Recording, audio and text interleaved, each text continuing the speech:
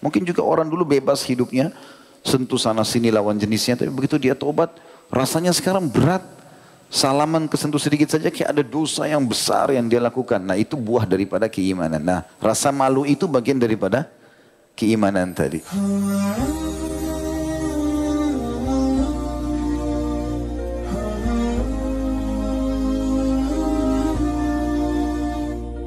Assalamualaikum warahmatullahi wabarakatuh. Alhamdulillah, selalu saja lisan kita sebagai orang yang beriman memuji dan memuja Allah atas segala nikmat yang dilimpahkan kepada kita. Bahkan dalam keadaan cobaan pun seorang mukmin selalu bersyukur karena dia maha tahu atau dia sangat mengetahui kalau Tuhannya tidak mengujinya kecuali dengan hikmah dan kemahaadilannya. Maka seorang mukmin selalu mengucapkan alhamdulillah ala kulli hal. Segala puji dan puja kehadirat Allah dalam setiap keadaan. Juga selanjutnya kita panjatkan salam hormat kita kepada utusan Sang Pencipta Allah, orang yang telah membawa kepada kita hukum halal haramnya Allah, sehingga kita mengetahui apa yang Allah perintahkan, apa yang Allah janjikan, apa yang Allah larang dan ancamkan. Dan ucapan ini sangat diperintahkan oleh Allah SWT dan juga dibalas dengan satu kali salam hormat bila orang mengucapkannya dengan 10 kali rahmat. Maka jadilah orang yang selalu memuja Allah, selalu mengucapkan salawat dan taslim kepada Nabi besar Muhammad sallallahu alaihi wasallam. Kita melanjutkan bahasan dosa-dosa besar, saudaraku seiman, dan semoga Allah selamatkan kita dari semuanya. Dan pada malam ini insya Allah kita akan bahas bab al-kiha atau bab tidak tahu malu. Setelah sebelumnya kita membahas tentang bab al-jahala atau kebodohan dalam agama. Bab ini diangkat oleh Syekh Muhammad bin Wahab dua buah dalil. Yang pertama adalah surah An-Nisa 108 di mana Allah Subhanahu wa taala berfirman, "A'udzubillahi minasyaitonir rajim, yastakhfuna minan nasi wa la yastakhfuna minallahi wa huwa ma'ahum idh yubayyituna ma la yardha minal qaul." Wa kana Allahu bima ya'maluna muhita. Artinya mereka bersembunyi dari manusia, tapi mereka tidak bisa bersembunyi dari Allah. Padahal Allah berserta mereka ketika pada suatu malam mereka menetapkan keputusan rahasia yang Allah tidak ridhoi. Dan Allah maha meliputi ilmunya terhadap apa yang mereka kerjakan. Artinya banyak orang berpikir bahwasanya dia bisa menyembunyikan dari manusia, atau mungkin dia menyembunyikan rasa malunya dari manusia tapi dia tidak malu kepada Allah, sementara Allah tahu apa yang sedang mereka rencanakan. Itu makna daripada ayat ini. Jadi nanti lebih dalam insyaAllah kita bahas masalah bab ini ya.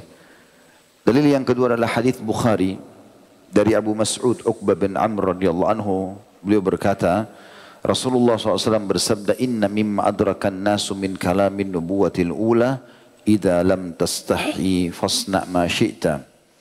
Sesungguhnya termasuk perkara yang diperoleh manusia dari ucapan kenabian pertama, maksudnya turun-temurun, setiap nabi mengingatkan umatnya tentang masalah ini, jika kamu tidak malu, maka lakukanlah yang engkau kehendaki. Hadis ini riwayat Tirmidzi nomor 2376 dan disahihkan oleh Albani dalam Sahihul Jami' nomor 5620. Bab ini teman-teman dimasukkan oleh Syekh Muhammad bin Wahab rahimahullah tentang atau masuk dalam kategori dosa besar. Kita coba lebih dalam membedah beberapa dalil syariat kita dari Al-Quran dan Sunnah. Kenapa bisa tidak tahu malu ini masuk dalam kategori dosa? Dan sebaliknya, kenapa harus kita malu? Apakah itu bagian dari syariat atau ada motivasi yang bisa membuat kita memahami bahwasanya memang dia bagian daripada agama kita? Maka jawabannya adalah kita akan mulai teman-teman sekalian dengan definisi malu itu sendiri. Banyak ulama memberikan definisi malu. Di antaranya adalah perangai yang mendorong seseorang untuk meninggalkan perbuatan jelek, kebiasaan, karakter yang mendorong orang untuk meninggalkan sesuatu yang jelek. Dia faham itu bagian daripada agama atau tidak, secara alami dia tidak ingin lakukan karena punya rasa malu. Juga membengkalaikan hak-hak orang lain atau tidak ingin membengkalaikan hak orang lain, itu malu. Dia dahulukan hak orang lain, dia malu tidak memberikannya. Maka ini bagian daripada malu itu sendiri. Ibnu Rajab rahimahullah lebih menekankan tentang masalah malu dan beliau menjelaskan malu ada dua macam. Ada malu yang pertama yang merupakan karakter dan tabiat bawaan. Emang dari lahir orang ini sudah Allah kasih rasa malu. Dan dia tidak diupayakan. Dia tidak berusaha. Emang dasarnya orangnya dari kecil pemalu. Dan kata beliau malu yang merupakan karakter dan tabiat bawaan dan tidak diupayakan. Dan ini karunia Allah yang maha suci yang sangat besar kepada hambanya. Rasulullah SAW bersabda dalam hadis Bukhari, Al-haya'u la ya'ti illa bi khair. Malu itu kalau ada pada seseorang, maka dia tidak akan mendatangkan kecuali kebaikan saja. Kata beliau, malu ini akan menghalangi seseorang dari membuat perbuatan buruk dan juga akhlak tercelah, dan sebaliknya mendorong berbuat baik, berbuat ketaatan. Dan ini dimasukkan atau dikategorikan dalam malu yang pertama. Memang dia bawaan. Kalau teman-teman juga pernah dengar ada seorang sahabat yang punya sifat dua yang mulia, tapi tentu bukan dalam masalah malu ya, yaitu kedewasaan dan ketenangan dalam memecahkan permasalahan. Ya. Istilahnya al-anat, ya. Al-hilmu wal-anat. Maka Nabi SAW mengatakan, sesungguhnya dalam dirimu ada dua sifat yang sangat Allah cintai, yaitu kedewasaan dan tidak terburu-buru dalam memberikan keputusan dalam satu perkara. Jadi dia betul-betul renungi, dia enggak tergesa-gesa gitu.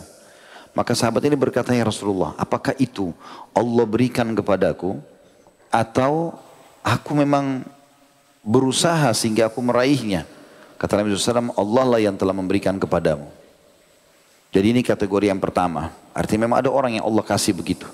Ada orang alaminya, perangainya, karakternya memang suka kebaikan, ramah, dermawan, memang dari kecil bawaannya begitu. Tentu banyak faktor berhubungan dengan masalah ini ya. Di antaranya yang paling pertama itu memang karunia Allah Subhanahu wa taala. Allah memang memberikan itu. Kemudian yang kedua adalah baiknya lingkungan orang tuanya. Bagaimana pendidikan orang tuanya. Yang ketiga, makanan dan minuman yang dikonsumsikan ke dalam tubuhnya oleh orang tuanya. Halalkah? Tidakkah? Gitu kan. Yang keempat, jauhnya dia dari kata-kata atau doa-doa buruk dari orang tuanya. Misalnya nakal, misalnya jahat. Apalah bahasa-bahasa yang sudah pernah kita bahasakan tidak boleh seorang orang tua ucapkan kepada anaknya. Ini semua membentuk itu. Dalam sebuah riwayat dijelaskan, Abdullah bin Mas'ud radhiyallahu anhu berkata, Allah melihat hati hamba-hambanya. Maka Allah mendapatkan hati Muhammad adalah hati yang paling bersih. Maka Allah pun menutup risalah kenabian dengannya. Kemudian Allah melihat ke hati-hati hambanya, ditemukanlah hati para sahabatnya lah yang paling baik setelah hati nabinya Muhammad SAW. Maka dijadikanlah mereka sebagai sahabat-sahabat nabinya. Jadi memang ada yang Allah pilih seperti itu. Ya, kita tidak bisa cemburu karena ini memang karunia Allah SWT berikan. Tapi kita bisa meminta kepada Allah agar diberikan bersama mereka. Mirip dengan kasus riwayat Anas radhiyallahu anhu yang beliau berkata, tidak ada hadis Nabi SAW yang membuat kami lebih gembira dibandingkan sabda beliau, Al-mar'u ma'aman ahabbah. Seseorang akan selalu bersama dengan orang yang dia cintai. Di akhirat maksudnya di surga akan bersama-sama. Maka aku sangat senang dengan hadis ini, atau kami para sahabat Nabi sangat senang dengan hadis ini karena aku pribadi sangat mencintai Nabi SAW, sangat mencintai Abu Bakar, mencintai Umar, walaupun aku belum bisa menjangkau amal-amal mereka dan perangai mereka. Maka aku berharap dengan hadis ini justru aku disatukan bersama mereka di surga. Jadi memang ada yang Allah berikan kebaikan kepada seseorang mungkin kita tidak bisa miliki. Tapi kita bisa dengan mencintai dia, mencintai kebaikannya, maka Allah bawa kita bersama mereka di derajat di surga.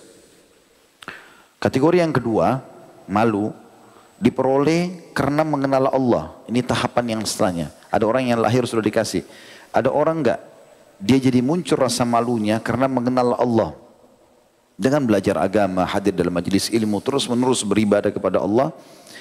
Maka kata beliau, malu diperoleh karena mengenal Allah Maha Suci dan menyadari keagungannya, kedekatannya kepada para hambanya dengan penyadaran sepenuhnya tentang kemahatauannya Allah, tentang penglihatan mata, pengkhianatan mata.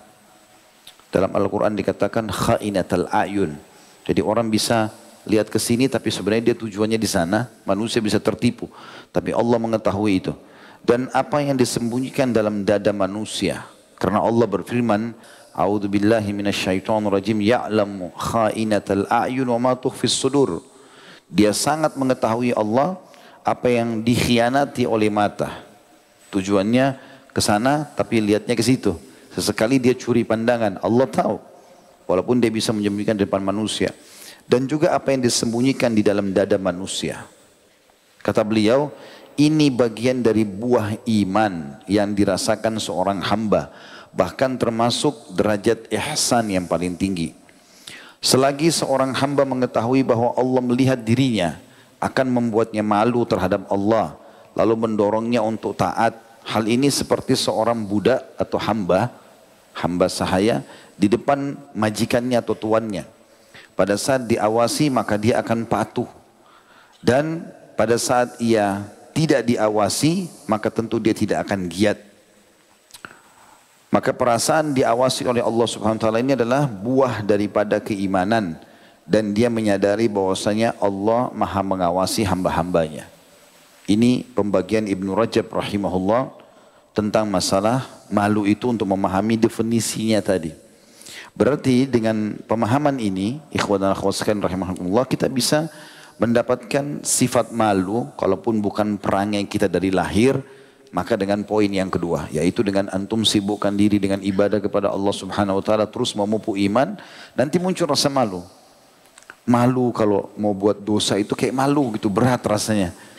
Nanti dilihat Allah ya, merasa nggak enak. Kadang-kadang kalau walaupun dia pernah melakukan perbuatan itu, tapi begitu dia sudah kenal keimanan, kalau dia mau ulangi, gemetar tangannya, gitu kan. Ada seorang ikhwan pernah cerita sama saya begitu.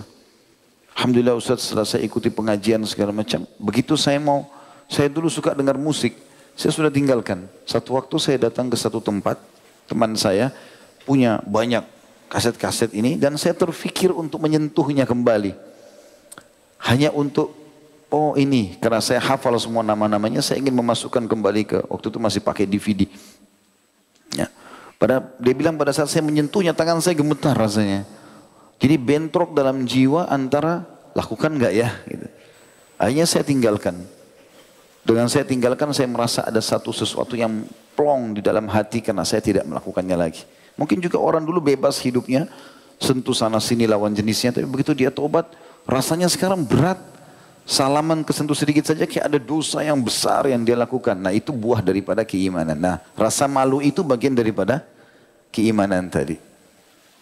Itu yang dikatakan oleh Ibnu Rajab rahimahullah. Ibnu Qayyim juga berkata rahimahullah, kuatnya sifat malu tergantung dengan kondisi hidupnya hati seseorang dengan keimanan.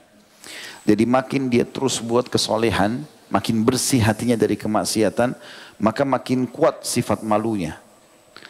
Sementara sedikit sifat malu disebabkan oleh kematian hati dan ruh, sehingga semakin hidup hati itu semakin sempurna sifat malunya. Fudail bin Iyad rahimahullah berkata, 5 di antara tanda-tanda kecelakaan, kehancuran, kebinasaan, kalau ada pada seseorang, dia harus segera memperbaiki dirinya. Kalau enggak dia akan celaka. Yang pertama kata beliau kekerasan hati.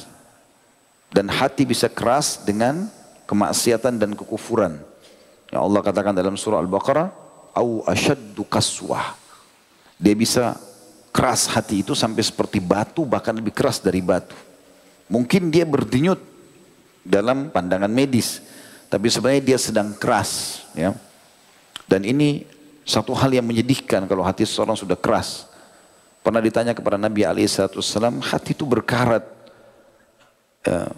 Lalu kata Nabi SAW, hati itu bisa berkarat. Kata para sahabat, lalu apa obatnya ya Rasulullah? Kata Nabi SAW, supaya dia berkilau lagi. Kata Nabi SAW, membaca Al-Quran. Jadi bisa lunak hati itu. Tapi bisa juga keras. Jadi kalau seseorang terus memaksakan diri dari dosa ke dosa, dari dosa ke dosa, walaupun awalnya dia punya perasaan untuk meninggalkan, tapi dia tetap melakukannya, maka akhirnya menjadi keras hatinya. Kalau sudah keras hati, sudah nggak ada lagi perasaan kalau itu adalah kesalahan. Lebih parah daripada itu, dia akan mengajak orang lain untuk melakukan perbuatan dosa itu. Kami pernah menemukan ada seorang teman begitu. Subhanallah, luar biasa, sampai kami dulu cemburu dengan kesolehannya. Waktu masih di kampus, luar biasa gitu. Tiap hari ibadahnya luar biasa. Tiap hari kerjanya itu kalau jalan sama kami, pulang dari Masjid Nabawi bawa buku. Baca buku. Gitu. Buku itu dia bilang, sebentar, jangan masuk kamar dulu. Ini kita baca. Kita besok tanding ya, hafal ini ya. Jadi luar biasa gitu motivasinya gitu. Satu waktu subhanallah kita temukan dia kok berubah. Orang ini sudah nggak pernah ngajak sholat di Masjid Nabawi, sudah nggak pernah baca buku sama-sama, udah nggak pernah buat pertandingan. Ayo ini seperti Usulul Tsalatsa dan yang lainnya, buku-buku kecil, Kutaibat itu sering kami hafal dulu gitu kan. Lalu kita jadikan pertandingan antara kita saja tanpa ada hadiah gitu. Motivasi siapa yang lebih dulu menghafalnya.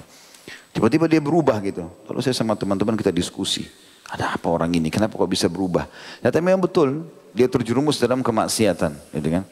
Dia safar ke luar negeri, kemudian dia ternyata tidak tahu di sana bagaimana terpengaruh sama temannya. Lalu karena dia punya dalil-dalil agama, ini bahayanya orang kalau tahu agama lalu dia terjerumus. Dia jadikan dalil itu sebagai hujah, argumentasi untuk membela perbuatannya. Toh gampang bertaubat, saya sudah tahu kuncinya, dan seterusnya. Dan uniknya pada saat kita mengatakan kepada dia, Allah yahdik ya akhi. Semoga Allah berikan kau hidayah. Dia marah malah. Dia marah, saya lihat betul dia marah. Dia mengatakan, kenapa harus saya doakan Allah yahdik? Saya sudah dapat hidayah. Terus saya bilang sama dia, akhi, ente sekarang melanggar agama ini, nggak bisa dibiarkan. Ente sendiri menceritakan terjadi ini, terjadi itu, terjadi ini. Tapi dia tetap ngotot gitu. Dan lebih parah daripada itu ternyata syaitan bisa menguasai seseorang sampai membuat dia bahkan mengajak kita untuk melakukan apa yang dia lakukan gitu kan. Dan itu berbahaya sekali. Maka harus hati-hati dengan masalah ini. Maka lebih baik jangan dibuka pintunya. Tidak usah dibuka. Pelanggaran-pelanggaran agama itu untuk dipelajari dan dijauhi, bukan dicoba. Itu yang pertama. Kata Fudail bin Iyad rahimahullah, 5 perkara tanda-tanda kecelakaan atau kehancuran. Yang pertama kekerasan hati. Yang kedua mata yang tidak menangis. Ternyata kalau hati keras karena sering bermaksiat, air matanya susah nangis. Padahal sebenarnya salafus saleh itu tidak pernah melewatkan ayat-ayat tentang surga, tentang neraka, kecuali mereka menangis. Itu karena lunaknya hati mereka. Bahkan Nabi SAW bersabda dalam hadis-hadis yang sahih, kalau kalian baca Quran nangislah.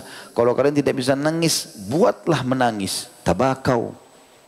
Nah, itu bagian daripada agama diperintahkan. Gitu. Tapi itu tidak akan bisa terjadi kalau seseorang memang tidak lunak hatinya. Maka bermula daripada itu. Kemudian yang ketiga, sedikit sifat malu. Ini juga yang jadi bahasan kita, yang merupakan kecelakaan seseorang. Enggak ada malunya, kecuali sedikit, itu pun kalau ada tersisa, gitu kan. Kemudian yang keempat, cinta dunia. Dunia kita jadikan sebagai fasilitas, bukan target. Apapun yang luput dari dunia ini, enggak usah pedulikan. Selama antum masih memiliki keimanan. Karena iman dunia ini sifatnya datang dan pergi. Mau pasangan hidup, mau anak, mau siapa saja, teman-teman, mau pekerjaan, datang dan pergi. Kita pun begitu, kita pun akan datang pada mereka, kita pun akan pergi sebagaimana mereka juga. Gitu. Itu keadaan dunia. Kita nggak perlu terlalu mencintai dunia ini. Targetnya adalah akhirat. Dunia kita boleh nikmati, tapi bukan menjadi target utama. Yang terakhir kata beliau, panjang angan-angan. Angan-angan kosong, mengkhayal. Kita boleh bedakan antara panjang angan-angan kosong dengan tumuh. Saya pernah jelaskan tumuh ya. Tumuh itu motivasi dalam diri untuk mencapai target tertinggi dari sebuah perbuatan baik. Jadi kita boleh seperti Umar bin Abdul Aziz rahimahullah berkata, saya punya tumuh yang sangat kuat. Beliau itu jadi gubernur Madinah. Lalu beliau mengatakan, saya punya tumuh yang sangat kuat. Waktu ada satu orang datang minta sumbangan sama dia, dikasih sama dia. Silakan ambil. Dia bilang, hai fulan, saya punya tumuh. Semangat untuk mencapai target yang tertinggi dalam hidup saya. Selama itu bukan haram. Saya punya harapan untuk punya tumuh ini, keinginan besar untuk jadi khalifah. Kalau saya jadi khalifah, saya akan memberikan kepadamu sedekah lebih besar. Orang ini mengatakan tidak berjalan beberapa tahun kecuali Umar bin Abdul Aziz sudah diiklankan jadi khalifah. Saya pun datang kemudian dia pun memberikan apa yang dia janjikan. Dan saya tidak menemukan harta lebih berkah daripada harta yang dia berikan. Tapi di sini tumuh, angan-angannya itu punya makna. Kalau angan-angan kosong, mengkhayal, itu kan, yang tidak masuk akal, ya, tidak ada memang asalnya, gitu kan, tidak mungkin terjadi, gitu. Maka ini tidak dibolehkan sama sekali. Ya. Ini tentunya teman-teman sekalian, statement para ulama berhubungan dengan masalah malu itu. Kita lebih dalam cuma membahas masalah malu ini dengan menyebutkan keutamaan-keutamaannya. Keutamaan yang pertama dari malu, yaitu kalau yang saya beri judul ya, dia adalah akhlak agamamu. Ya. Maksudnya akhlak Islam. Memang setiap muslim harus punya sifat malu. Beranjak daripada sabda Nabi alaihi salatu wassalam di dalam hadis yang sahih diriwayatkan Imam Malik, likulli dinin khuluq wa khuluqul islamul haya. Semua agama itu punya akhlak yang menonjol, perangai yang menonjol. Dan perangai yang menonjol dari Islam adalah malu. Ini berarti bagian daripada agama. Juga dalam sebuah hadis yang lain telah ditanyakan kepada baginda Nabi SAW, meriwayatkan Tirmidzi setahu saya hadis ini, ya Rasulullah, apakah malu itu bagian daripada agama kita? Kata Nabi SAW, ketahuilah justru malu itu adalah seluruh agama kita. Jadi bukan cuma bagian. Kalau kau betul-betul mengaku seorang muslim dan kau bisa mau dikategorikan muslim sejati, kau harus punya rasa malu. Dan Nabi SAW mengingatkan, idza lam tastahi fasna ma syi'ta. Oleh karena itu kalau kau tidak malu, tidak punya akhlak agamamu ini, maka buatlah sesukamu. Ini banyak sekali contohnya. Banyak sekali contohnya. Saya mungkin tidak bisa rincikan semua, nanti dipikir kita ini terlalu kolot atau garis keras lah. Kalau kita menjelaskan tentang contoh-contohnya gitu kan. Antum bisa tarik sekarang ke masalah medsos kita. Sudah nggak ada rasa malu. Seorang wanita tampil dengan terbuka, seorang laki-laki terbuka. Lalu ngomong macam-macam, keluh kesah tentang masalah rumah tangganya. Tidak ada rasa malu. Ya. Padahal mungkin bisa saja dia baikan sama pasangannya. Bisa saja dia tutupi aib itu supaya orang tidak tahu. Mungkin satu waktu bisa jadi hikmah yang besar dalam hidupnya. Seorang mukmin itu teman-teman tidak banyak yang tahu tentang kekurangannya. Orang menilai kelebihannya iya. Karena dia tutupi aibnya. Karena Allah itu menutupi aib hamba-hambanya. Kenapa harus malah dieksposin? Kenapa harus malah diekspos? Kenapa harus tampil ya, dengan tidak ada pertimbangan kalau dia sebagai seorang muslim? Apa yang sedang berkembang di medsos langsung dia tampil nomor satu di situ walaupun dia seorang muslim. Kenapa akhi dan ukhti? Apakah kita tidak malu joget-joget di depan orang, menari-menari di depan orang? Apakah kita tidak malu membawa anak, membawa pasangan, membawa ini? Sudah hilang rasa malu agama kita. Kalau antum punya istri, tutupi istri itu. Antum penutupnya, bagiannya. Bukan malah dipamer. Tutup, bahkan kalau perlu suruh pakai cadar. Antum punya girah, kecemburuan agama. Enggak boleh sembarang orang bisa melihatnya. Itu yang benar, itu akhlak muslim. Ini enggak. Malah disuruh buka hijab, malah disuruh tampil, malah dipamerkan kepada orang. Kenapa ini? Ini jelas jauh dari akhlak muslim. Contoh saja. Begitu juga dengan mengorbit anak-anaknya, mengorbit ininya, mengorbit itunya, segala macam hal. Ya. Teman-teman harus kontrol. Medsos bisa menjadi sumber pahala buat kita atau menjadi sumber bencana buat kita. Hati-hati kontrol. Kalau kita ingin mengikuti perkembangan. Boleh, bukan tidak boleh. Tapi untuk kebaikan. Ya, karena dia seperti pedang yang memiliki dua mata. Gitu kan? Dia bisa membawa pada kebaikan, kita gunakan dalam dakwah, penyampaian yang baik, atau memang dia bisa menjadi sesuatu yang mencelakakan. Kemudian yang kedua, tentu ada juga perkataan Hudzaifah radhiyallahu anhu dalam poin pertama ini ya, masalah malu adalah akhlak agamamu. Jadi kau harus menonjol hai saudaraku muslim sebagai seorang pemalu gitu loh. Kata Hudzaifah radhiyallahu anhu, la khaira fi man la yastahi minan nas.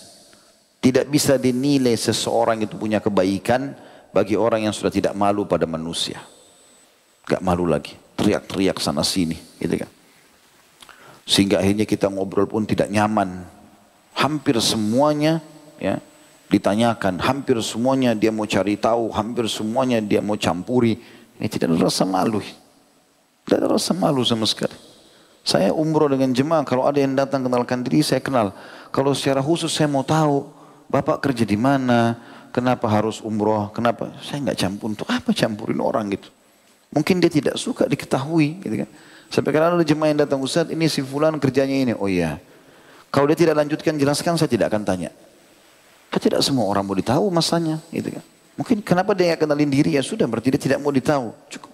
Dia datang, dia kenalkan diri atau dia tanya tentang program saya, baru saya sampaikan. Kalau saya datang untuk menjelaskan kepada orang, tidak. Kita punya rasa malu. Punya harga diri kan gitu.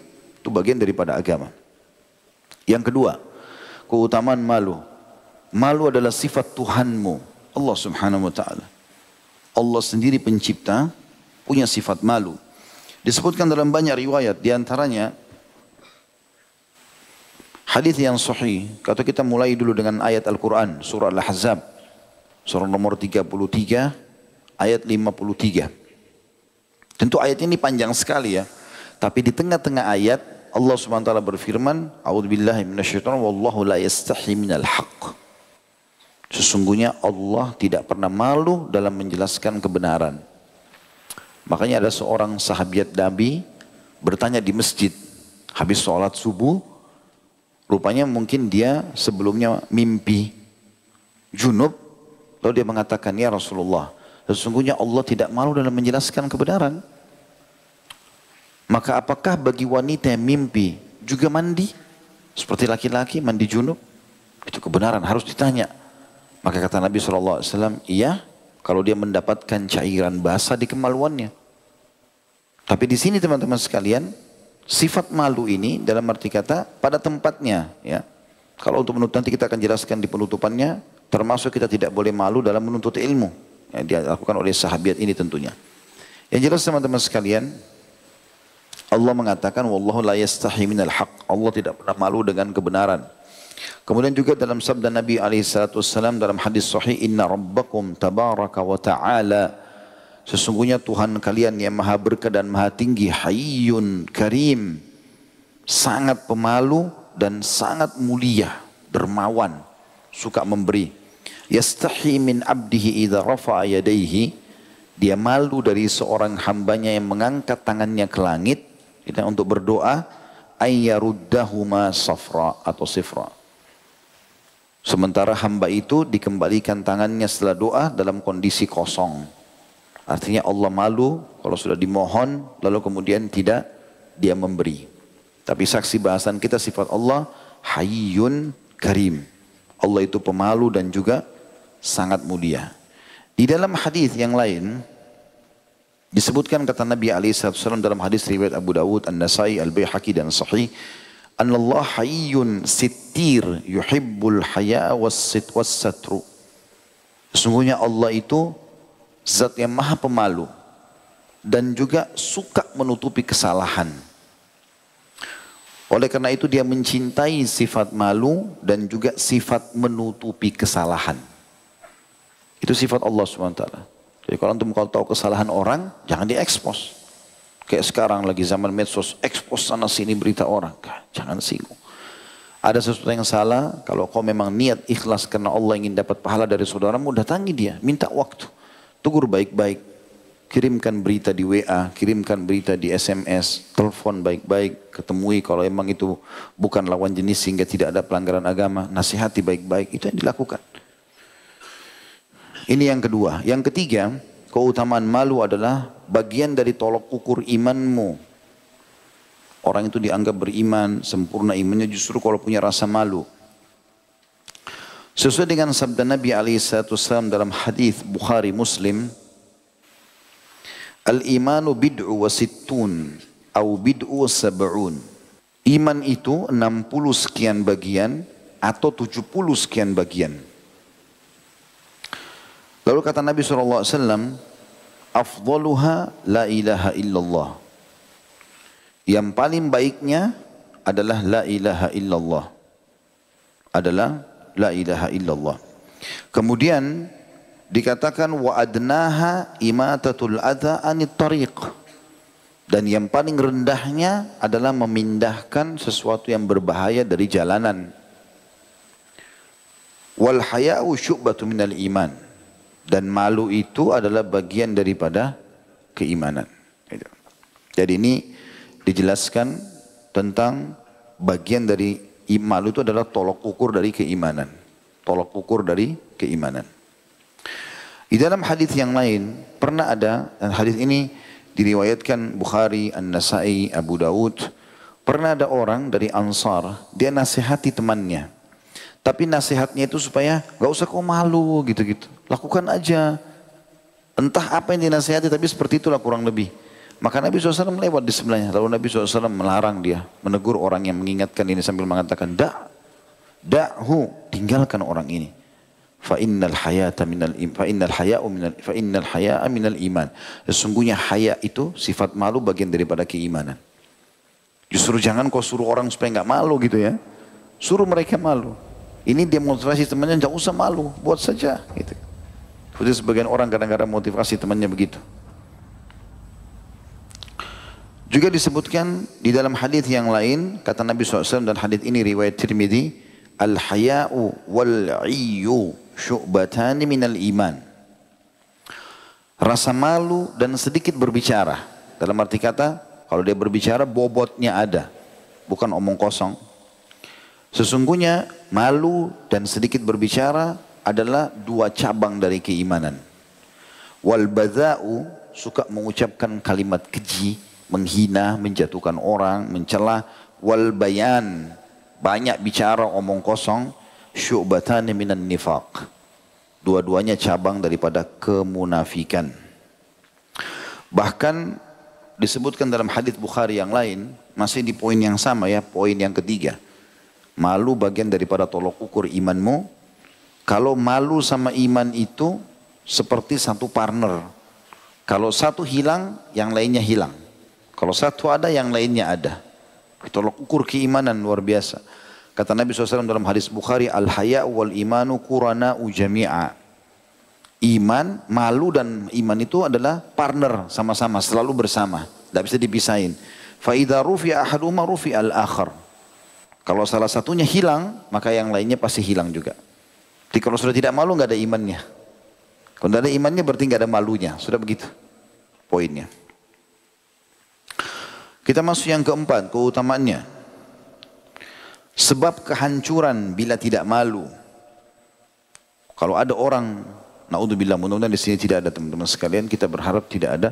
Kalau ada orang sudah tidak punya rasa malu sama sekali, bahkan sudah sampai terang-terangan mengerjakan dosa di depan orang-orang, ya, maka ini berarti Allah inginkan kebinasaan buat dia.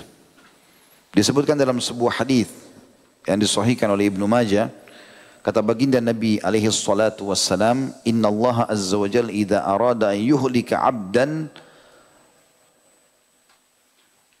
naza'a minhu al-haya. Sesungguhnya kalau Allah menginginkan untuk atau ingin membinasakan seorang hamba, Allah akan cabut rasa malunya. Fa'idha nuzi'a minhu al-haya lam talqahu illa mukitan mumakkita. Dan kalau sudah dicabut darinya sifat malu itu oleh Allah, kau akan temukan orang tersebut selalu dibenci dimanapun dia berada. Jadi ini termasuk keinginan Allah untuk membinasakannya. Juga sabda Nabi SAW dalam hadis Bukhari, kullu ummati mu'afin. Semua umatku masih bisa dimaafkan. Illa al-mujahirin. Kecuali orang yang terang-terangan buat dosa. Udah enggak ada rasa malu. Gandengan, bukan para-parasangannya, peluk-pelukan, ciuman depan orang. Modern. Dianggap ini modern. Ini kampungan. Ya. Modern dari mana? Ya. Modern itu orang punya. Kita dari mana teman-teman kita tahu kalau itu adalah negara beradab. Komunitas beradab. Kalau dia santun, pakainya bersih, tutur katanya juga bagus, itu kan baru dikatakan modern. Kalau pakainya kekurangan kain, ngomongnya ugal-ugalan, baru modern, mabuk-mabukan. Dari mana modernnya ini? Kenapa diubah istilah ini? Istilahnya baik malah jadi buruk gitu kan. Aneh sekali gitu. Zaman dulu perempuan tertutup. Dianggap zaman kolot. Peninggalan zaman. Zaman dulu. Sekarang kekurangan kain. Zaman modern. La haula wa la quwata illa billah. Akhir zaman. Lalu kata Nabi SAW. Wa inna minal mujahara. Dan termasuk bagian daripada terang-terangan dalam dosa, karena sudah tidak punya kemasa malu lagi, ayya'mala billaili amala. Dia mengerjakan satu perbuatan dosa di malam hari, thumma yusbihu wa qad satarahu Allah. Kemudian dia tiba pada pagi hari, Allah tutupi kesalahannya. Enggak ada yang tahu nih. Fayaqul, tiba-tiba dia bilang sama teman-temannya besoknya, ya fulan, amiltul bariha kada wa kada. Wahai fulan, tadi malam saya buat ini loh. Saya buat itu loh. Saya kemarin ke tempat ini, saya ke tempat itu, saya ketemu ini, saya cium, saya peluk, saya ini, oh bangga-bangga saya minum ini, saya coba ini, segala macam hal. Waqad bata satarahu rabbuh. Padahal sebenarnya dia telah ditutupi oleh Tuhannya semalam suntuk. Wa yusbihu yakshifu sitrallahi alaih. Tapi sayangnya justru dia sendiri yang membuka penutupan Tuhannya itu darinya. Juga disebutkan, pernah ditanya kepada baginda Nabi SAW, mal kabair, apa itu dosa besar? Kata baginda Nabi SAW, al-isyraku billah, engkau berbuat syirik kepada Allah, wal amnu min makrillah, engkau merasa aman dari hukuman Allah, wal ya'su min rohillah, dan putus asa dari rahmat Allah. Tapi kategori bahasan kita dari potongan hadis ini yang ketiga, al-amnu min makrillah, merasa aman daripada hukuman Allah, karena sudah tidak punya rasa malu gitu. Yang kelima, malu itu kalau ada pada seseorang akan memperindah perbuatannya. Jadi akan baik otomatis karena dia malu gitu. Sebagaimana sabda Nabi alaihi salatu wassalam dalam hadis riwayat Tirmidzi, "Makana al-haya'u fi syai'in illa zanah wa kana al-fahsyu fi syai'in illa syanah." Tidak mungkin ada sesuatu itu dikemas oleh rasa malu kecuali akan terhiasi. Dan tidak ada sesuatu yang dihiasi dengan kekerasan, tidak punya rasa malu kecuali akan merusak sesuatu itu. Yang keenam, dia adalah sifat nabimu Muhammad SAW. Nabi SAW sangat pemalu karena tahu bahwasanya Allah SWT pemalu. Disebutkan oleh Abu Sa'id Al-Khudri radhiyallahu anhu dalam hadits Bukhari Muslim, karena Nabi sallallahu alaihi wasallam asyaddu haya'an fil adra minal adra'i fi khidriha. Sesungguhnya Nabi SAW itu lebih malu daripada anak gadis dalam pingitannya. Wa kana idza kariha syai'an arafnahu fi wajhihi. Dan kalau kami tahu Nabi SAW tidak suka sesuatu hanya dari perubahan raut wajahnya saja. Tidak pernah marah-marah secara khusus masalah itu. Karena semua punya sifat malu. Jadi Nabi SAW sudah ditahu oleh para sahabatnya kalau orang ini sangat santun, ramah, baik. Dan kalau tidak suka hanya berubah raut wajahnya saja. Dalam riwayat lain, dalam hadis Bukhari juga, kalau Nabi SAW tidak suka dengan makanan, tidak pernah mencelahnya. Beliau hanya tidak menyentuhnya saja. Sehingga para sahabat sudah faham, oh kalau Nabi nggak sentuh berarti tidak suka. Seperti itulah. Itu karena tingginya sifat malas atau sifat malunya. Alaihi salatu wassalam. Kemudian yang ketujuh adalah sifat para malaikat. Malu itu sendiri. Sifat para malaikat. Disebutkan tentu dalam hadis Muslim, banyak riwayat menjelaskan masalah ini. Bagaimana Nabi alaihi salatu wassalam pernah duduk di dalam sebuah kebun, kemudian dijaga oleh Abu Musa al-Ash'ari radhiyallahu anhu. Seingat saya sahabat ini yang menjaga di kebun itu. Kemudian Nabi SAW masuk ke dalam kebun itu ada satu kolam gitu untuk berendam kaki. Biasanya kalau di musim dingin rendam air hangat atau air panas, ya air hangat kurang lebih. Kalau musim panas direndam di kakinya di air dingin. Itu termasuk sunnah Nabi SAW. Beliau sering kerjakan itu. Jadi beliau berendam waktu itu di musim panas kakinya di air dingin. Datang Abu Bakar minta izin, Nabi SAW mengatakan izinkan dia. Karena dia dan sampaikan dia termasuk ahli surga. Waktu itu Nabi kebetulan kelihatan lututnya. Kemudian duduk Abu Bakar sebelah kanannya. Tak lama kemudian datang Umar, izin masuk. Kata Nabi SAW, izinkan dia masuk. Dan sampaikan dia akan masuk surga dan dia akan mati syahid. Umar masuk duduk di sebelah kiri Nabi. Lihat Nabi lihatkan lututnya, Abu Bakar sama Umar ikut-ikut. Lihatin juga lututnya. Karena Nabi buat, berarti boleh nih. Gitu kan. Duduk bertiga. Karena kemudian Uthman bin Affan datang, pamit juga masuk. Maka Nabi SAW mengatakan izinkan dia masuk dengan cobaan yang akan menjadi penutup hidupnya. Artinya akan ada ujian di akhir hidup dan dia akan mati syahid. Lalu tiba-tiba waktu Uthman masuk, Nabi SAW buru-buru tutup lututnya. Duduk di sebelahnya Umar. Lalu kata Abu Bakar sama Umar, ya Rasulullah, tadi waktu kami masuk berdua Anda tidak tutup lutut. Kenapa Uthman masuk Anda tutup lutut nih? Gitu kan. Kata Nabi SAW, Ala astahimi rajulin istahaminhul malaika. Tidakkah aku malu dengan seorang laki-laki yang malaikat aja malu pada dia. Gitu. Jadi ini menandakan malaikat punya sifat malu. Dalam sebuah athar yang lain dikatakan, malulah kalian dengan makhluk Allah, maksudnya malaikat yang tidak berpisah dengan kalian kecuali kalian lagi di WC atau lagi sedang berhubungan biologis. Jadi selalu ada malaikat itu melihat, mengontrol. Malaikat itu terganggu dengan bau busuk yang manusia juga tidak suka, kata-kata kasar dan segala macam. Mereka ada. Antum salam kan ucapin salam kiri kanan. Udah para malaikat Allah Subhanahu wa taala. Yang terakhir yang ke-8 adalah sebab masuk ke dalam surga. Disebutkan dalam sebuah hadis riwayat Tirmidzi, kata baginda Nabi alaihi salatu wassalam, al-haya'u minal iman wal imanu fil jannah wal bada'u minal jafa' wal jafa'u fin nar. Rasa malu itu bagian daripada keimanan. Dan iman itu di surga.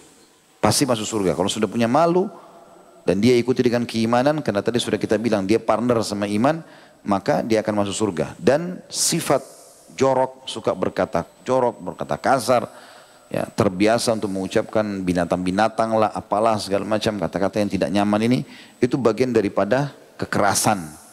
Dan kekerasan pasti masuk neraka, kata Nabi SAW. Pasti masuk neraka. Saya ingin menyebutkan ada tambahan teman-teman sekalian tentang Al-Mawardi rahimahullah menyebutkan dalam kitab Adabud Dunya wad Din. Beliau mengatakan malu itu dibagi menjadi 3 tingkatan. Yang pertama malu kepada Allah. Pada tingkatan ini seseorang akan mengerjakan semua perintah Allah dan meninggalkan semua larangannya. Ia malu karena iman kepada Allah yang maha melihat lagi mengetahui jika ia melakukan dosa. Dan juga ia malu dari sisi lain tidak beribadah. Karena Allah maha penyayang telah memberikannya banyak kesempatan hidup dan nikmat. Ini yang pertama, maksudnya malu kepada Allah. Yang kedua, malu kepada sesama manusia. Malu ini diaplikasikan dengan menghargai orang lain, tidak saling menyakiti, serta juga tidak melakukan hal yang tidak seharusnya diperbuat di hadapan orang lain. Itulah yang dikatakan oleh sahabat Nabi yang mulia Hudzaifah bin Yaman radhiyallahu anhu, la khaira fi man la yastahi minan nas. Enggak akan bisa dinilai orang itu punya kebaikan kalau tidak punya malu terhadap manusia. Yang ketiga adalah malu kepada diri sendiri, kata beliau. Artinya seseorang menjaga diri dari sifat-sifat tercelah walaupun tidak ada yang melihatnya. Maka saat sendiri ia malu melakukannya, ia malu untuk melihat atau menilai buruk orang lain karena dia tidak merasa lebih baik dari orang lain. Ya, masuk dalam kategori ini teman-teman, kalau orang yang sudah berpasangan suami istri tetap harus hati-hati ya. Tidak boleh, bukan karena suami istri lalu kemudian boleh ceritain sembarangan orang. Tetap ghibah diharamkan. Tidak boleh seorang suami cerita tentang teman kantornya ke istrinya, nggak usah cerita. Nggak perlu. Antum sama istri, maaf ini masih bujang-bujang ya. Ngobrolnya masalah cinta, masalah rindu, cumbuan, nikmati saja dia. Bicara orang nggak usah. Pendidikan anak, mau makan apa, yang enak-enak saja. Kalau sudah mulai bicara, ada temanku, dah jangan cerita. Ya. Atau apalah yang seperti itu, ya. Tetanggalah, iparlah, nggak usah dibicarain. Kecuali memang ada pesan baik, oke. Dan itu antum sebagai laki-laki terutama harus terapkan dalam rumah tangga. Jangan biasakan layani ini. Karena perempuan kalau dilayani ngomong terus nih, ya. Jadi jangan dilayani soal begini. Jangan dibuka, karena tetap ghibah. Ada beberapa hal yang tidak masuk dalam ancaman. Yang pertama itu malu dalam belajar. Ini nggak boleh. Justru ini harusnya kita tidak malu dalam belajar. Maksudnya adalah tidak malu dalam menuntut ilmu ya. Oh saya malu ke Blok M karena rame orang. Salah. Datang justru. Bukan begitu. Ya. Karena Imam Mujahid, seorang ulama tabi'in Mujahid berkata, La yata'allamul ilmu mustahi wala mustakbir. Orang yang malu dan orang yang sombong tidak akan mendapat ilmu. Mujahid ini perlu antum tahu ya, dia orang yang pernah menyetor lengkap 30 juz Al-Quran itu sebanyak 30-40 kali kepada Ibnu Abbas radhiyallahu anhu. Jadi dia duduk sama Ibnu Abbas, dia belajar dari sahabat ini saking sukanya dengan ilmu, sampai dia duduk, dia ulangi 30 juz itu, hafalannya dan tafsirnya. Ulanglah yang kedua kali, ulang yang ketiga, 30-40 kali. Ini Mujahid rahimahullah. Dia yang berkata, orang yang malu dan orang yang sombong tidak akan dapat ilmu. Dalam arti kata, malu di sini positif ya. Datang ke majelis ilmu, bertanya yang diperlukan, tapi tentu dengan adab-adabnya. Dengan adab-adabnya, seperti di antara adab majelis ilmu, tidak boleh memotong pembicaraan, pemateri, bertanya sesuai dengan temanya, gitu kan. Kalau sudah paham, maka cukupkan diri dengan itu. Ya, tidak perlu untuk menonjolkan diri, riak kepada orang. Kalau memang dia tunjukkan kalau dia pintar dan seterusnya, hindari semua. Dimaksud malu sini, jangan malu adalah bertanyalah kalau yang perlu, hadirlah di majelis ilmu, kejarlah di mana ilmu itu ada. Ya. Aisyah berkata radhiyallahu anha, memuji tentang sifat wanita Ansar. Ni'man nisa'u nisa'al Ansar, lam yamna'na al-haya'u an yatafaqqahna fid din. Sesungguhnya wanita terbaik adalah wanita Ansar. Karena rasa malu, mereka punya rasa malu tinggi sekali, tapi tidak menghalangi mereka untuk memperdalam ilmu agama. Sebagaimana diriwayatkan oleh hadis Bukhari. Begitu juga dengan melakukan umumnya ibadah-ibadah yang memang harus dikerjakan terang-terangan. Hadir majelis ilmu, pergi haji dan umrah, jihad, sholat berjamaah, ya, sholat istisqa, sholat jenazah, sholat semua yang harus kelihatan oleh orang. Gotong royong, kerjasama. Kegiatan-kegiatan bakti sosial harus orang lihat. Jangan bilang saya malu untuk bekerja. Enggak. Di sini bukan tempatnya. Karena Nabi SAW menunjukkan pada saat gari parit, khandak, beliau turun langsung. Dan beliau malah memotivasi para sahabat untuk melakukan perbuatan tersebut.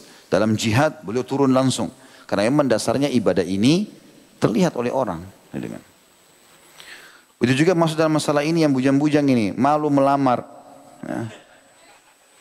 Malu menikah. Kenapa belum melamar? Kenapa belum menikah? Malu. Kenapa malu? Saya nggak punya apa-apa. Coba dulu. Coba. Siapa tahu calon mertua antum terima, memang mau cari orang miskin. Siapa tahu. Siapa tahu. Gitu kan. Karena sudah terlalu banyak orang kaya, dia mau orang miskin. Yang penting jujur misalnya. Kan gitu. Coba saja. Pepatah bahasa Arab mengatakan jarib ta'rif. Coba kau akan tahu kan gitu. Belum coba sudah mundur duluan. Ini bukan laki-laki berarti. Dan kalau sudah ditolak, ya sudah, mundur, cari manusia lain. Maka itu juga masuk dalam kategori yang harus diperhatikan tentunya. Dan yang terakhir adalah malu dalam menyampaikan kebutuhan-kebutuhan dasar kepada pasangan, ini juga masuk. Banyak rumah tangga jadi kacau karena dia malu bicara sama istri atau sama suaminya. Tapi itu kebutuhan dasar, terutama masalah biologis misalnya. Ya dia bahasakan baik-baik. Saya pengen begini, saya begini, saya begini. Apa yang kamu suka dipenuhi. Jadi ini harus ada bahasa. Saya temukan banyak, ini perkara mungkin dianggap biasa, tapi subhanallah besar masalah ini. Karena selalu dianggap remeh, dianggap tidak perlulah, tidak masalah. Akhirnya rumah tangga berjalan dingin, tidak ada sesuatu yang dianggap sesuatu yang mulia. Padahal biologis itu adalah 90% rumah tangga. Harus dikemas dengan cara baik. Maka ini juga tidak boleh malu dalam masalah ini tentunya.